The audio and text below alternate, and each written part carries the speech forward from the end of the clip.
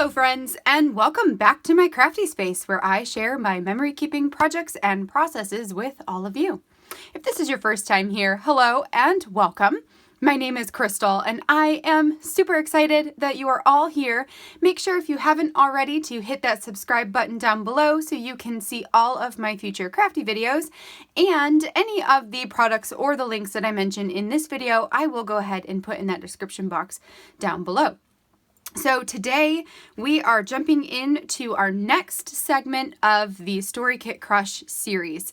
So in the month of May, Tashi and I are going to be working to crush the Rest Story Kit.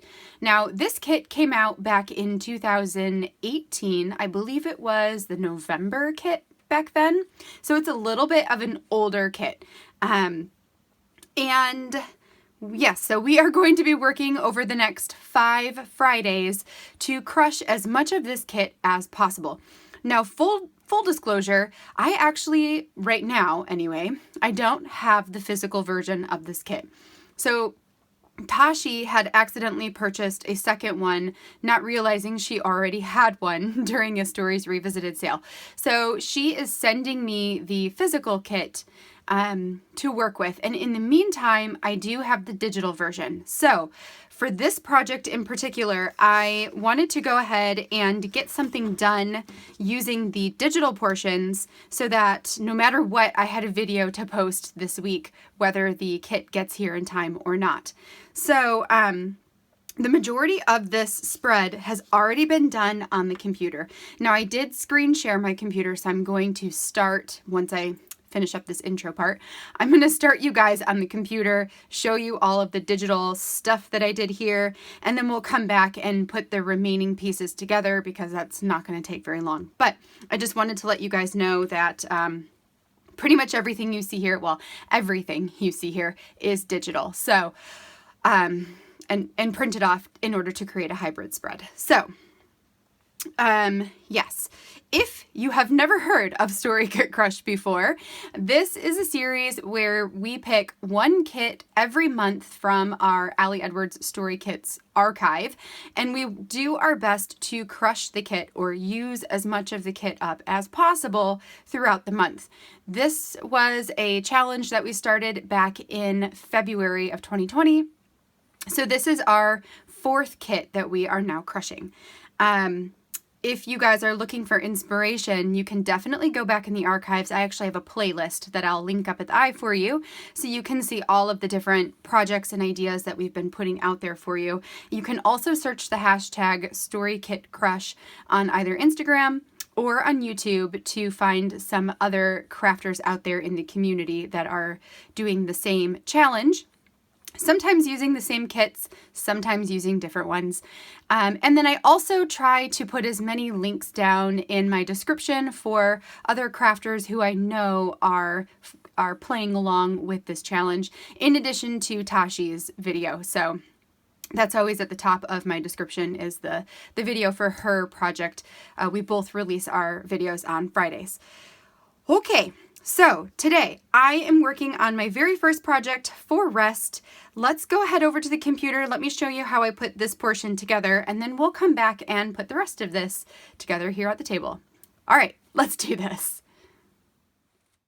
Okay, so we are going to go ahead and get started inside of my Photoshop Creative Cloud program. Now this card right here, it's the 4x6 journaling card that says it's totally okay not to do it all, is the inspiration piece for this entire story this week. I really like how it has the sentiment repeated on this card 5 times in 5 different colors. Now I wanted to just keep it with those same colors, and so what I decided to do was to open up the 4x6 card and to use my marquee tool to select out the different portions and cut them out of the card. So what I have to do for each time I am extracting the phrase from the card, I have to click on the background so that the original layer is selected. Then I will select around the portion that I want to cut out, right click, and then I'm going to click on layer via cut, and that is going to cut out each of those sections. Then I can take those sections and copy them and then paste them onto a canvas that is sized at the page protector size. So that is 6.875 by 8.25. That is the size that I'm working with here. Once I have all 5 of those sentiments copied over onto this page, I wanted to get them in a line going from the top of the page to the bottom and doing that same like ombre effect. Now, at the size that they were, if I would have put them all in a row, it would have been too tall. So I did have to reduce the size of those a little bit. Then I put them all in the row. And then what I just did there was I selected the bottom 4 and I spaced it just a tiny bit down from that first one, and then I did the same thing for the 3 and then the 2 and then the 1, and that way I could get everything evenly spaced. Then I reselected all of the sentiments in order to move them all as a whole and make sure that it was centered. Once that was done, I went and grabbed my rectangle tool. I am setting the fill to none, the stroke to black, and then I am making my lines 3 pixels wide. And then I just drew a rectangle shape around the sentiment and almost the length of the entire page.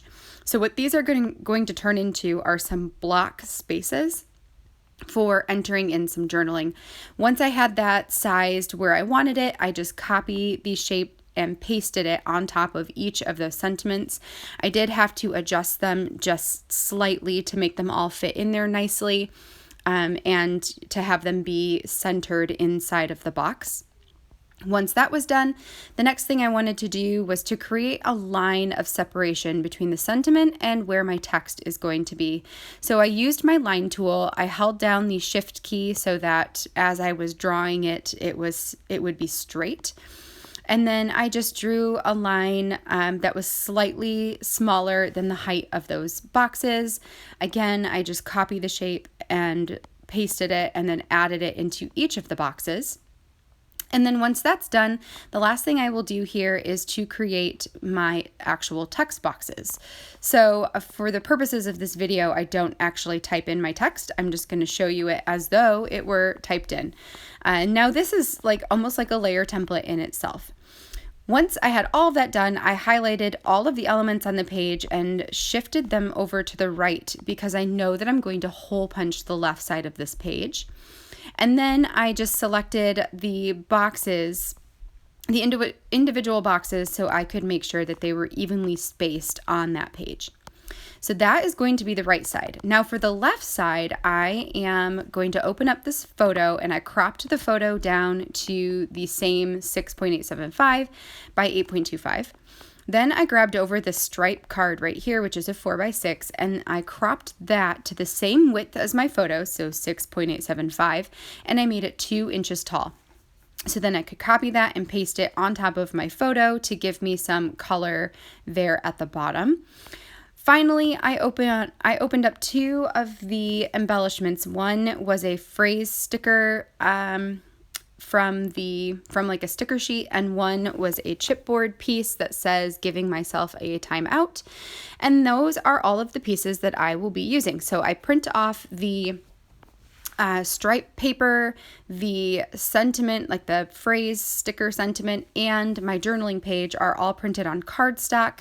My photo and the embellishment, what I want to call it, chipboard embellishment, I printed on photo paper just to give it some really good color. So now the easy part, right? The hard part was all of the computer work. This part is going to be super quick and easy. So the first thing I'm going to do is adhere the stripe portion down onto my photo. I decided to print it on cardstock instead of directly on the photo, just to give it a little bit more texture and interest, since so much of this page is done digitally. Then before I put anything else on the page, I wanted to go ahead and get it hole punched. That way I could make sure my hole punches were spaced in the right places, especially on that journaling card or journaling page. And as you can see there, it is pretty much perfect. and also for my photo, just, to go ahead and get that part done. Then I'm going to take the word sentiment, trim it a little bit just to get rid of some of the white space, and I will adhere that in a second after I prepare this chipboard piece. Now I did want to give this a little bit of dimension just because this page is pretty flat.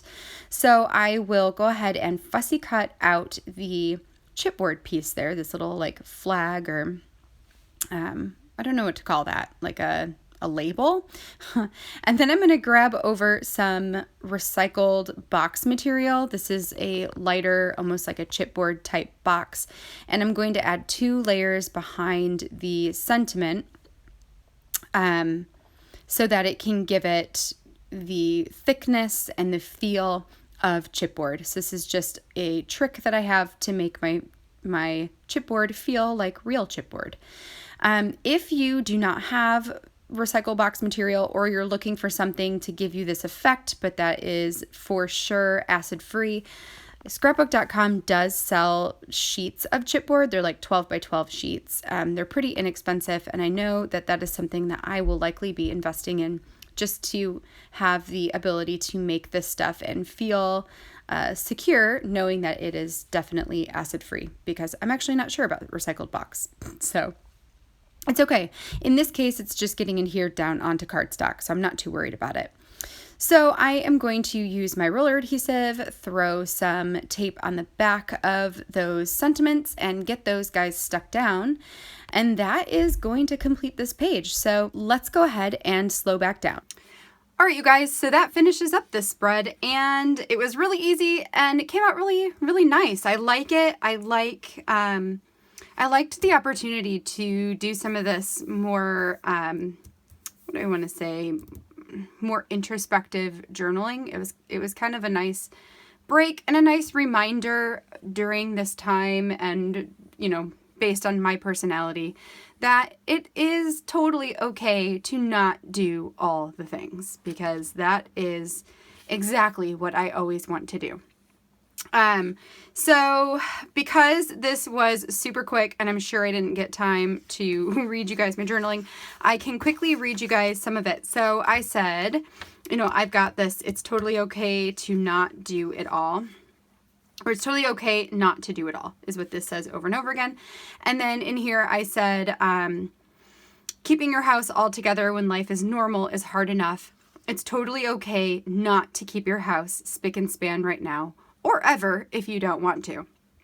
It's okay to have crumbs and dirt on the floors. It's okay for the basement playroom to be a complete wreck. It's okay to skip a day or 5 of vacuuming. Messes will always be there to clean. It's okay to take a break and rest. Next I said, I know it's hard to stay off the bandwagon of new and exciting projects in the crafting community, but it's totally okay not to do them all. When time is precious and time alone is hardly existent, it's okay to stick to what you know. It's okay to play hooky and have lazy, non-crafty days. It's okay to enjoy what everyone is doing, but to not join in if the timing isn't right. You just do you. This time at home has its challenges. It's totally okay not to have every second of every day scheduled. It's okay to have a little bit of downtime. It's okay to fly by the seat of your pants sometimes. It's okay to not be all the rules all the time. It's okay to let go of some routines when they are adding more stress to an already stressful situation. It's okay to let yourself rest. It's totally okay to not finish everything you start. I know you are a person with completion tendencies. You have such a hard time giving up on the things you start. It's okay to reevaluate and redetermine what things are worth finishing. It's okay to let go of the things that no longer bring you joy. It's also totally okay to place more of your focus on the things that do bring you joy. This year, you are living with the word connect. While the current times have changed the way we are able to connect, it often feels like we are more connected now than ever, maybe even a little too connected. It's totally okay to not take every opportunity to connect with others. It's okay to spend a few days away. It's okay and even necessary to spend time alone connecting with yourself. So the journaling for this one was really, like, I wrote it to be almost letters to myself, like reminders to myself, things that I really need to hear right now when things feel overwhelming. And if you are somebody like me and you are struggling with any of those areas, I hope that you also know that it is okay for you to also not do all of the things. It is okay to take a rest, to take some days for yourself, and to find a way to revitalize and restore, which is something that is so important for all of us to do. So that is my spread, a very simple spread, but with words that are incredibly important for me right now. And I am just glad to have had the time to sit down and think and write and document so that something like this can be in my book to look back on from this time. I hope you guys enjoyed this video. If you did, give me a thumbs up down below and let me know how you guys are resting this week. Or what are some things that you are also trying to let go of right now. I will be back next Friday with the next project in this rest kit. If you guys are playing along, make sure to use the hashtag storykitcrush so Tashi and I can follow along with you as well. Her video will be linked up down below, so make sure now that you've watched this video, go check hers out and see what she's made this week. And with that, I will catch you guys in the next video. Hope you have a fantastic day. Bye now.